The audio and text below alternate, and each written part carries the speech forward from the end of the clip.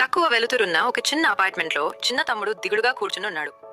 అతని ముఖంలో ఎంతో ఆందోళన కనిపిస్తోంది. అన్నయ్య అతని పక్కన మోకాళ్లపై కూర్చుని వణుకుతున్న అతని భుజంపై ఓదార్పుగా చేయి వేశాడు. అన్నయ్య, ఈ ప్రపంచంలో నాకున్నది నువ్వొక్కడివే అని అతను ఇమోషనల్గా గుసగుసలాడాడు.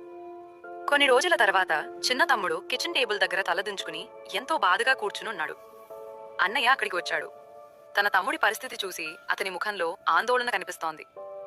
నా ఉద్యోగం పోయింది తమ్ముడు, ఇంట్లో పరిస్థితి అస్సలు బాలేదు అని అన్నయ్య తన కళ్లలో జాలితో మోకాళ్లపై కూర్చున్నాడు.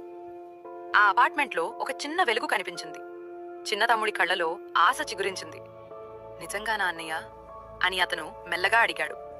దానికి అన్నయ్య ఇలా సమాధానమిచ్చాడు: నీ కష్టాల్లో నీకు తోడుగా ఉండటమే ఒక అన్నయ్యగా నా బాధ్యత. తక్కువ వెలుతురున్న ఒక చిన్న అపార్ట్మెంట్లో చిన్న తమ్ముడు దిగుడుగా కూర్చునున్నాడు. అతని ముఖంలో ఎంతో ఆందోళన కనిపిస్తోంది. అన్నయ్య అతని పక్కన మోకాళ్లపై కూర్చుని వణుకుతున్న అతని భుజంపై ఓదార్పుగా చేయి వేశాడు. అన్నయ్య, ఈ ప్రపంచంలో నాకున్నది నువ్వొక్కడివే అని అతను ఇమోషనల్గా గుసగుసలాడాడు.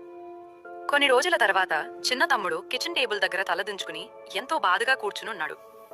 అన్నయ్య అక్కడికి వచ్చాడు. తన తమ్ముడి పరిస్థితి చూసి అతని ముఖంలో ఆందోళన కనిపిస్తోంది.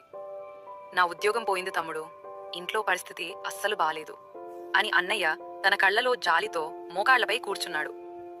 ఆ అపార్ట్మెంట్లో ఒక చిన్న వెలుగు కనిపించింది. చిన్న తమ్ముడి కళ్లలో ఆశ చిగురించింది.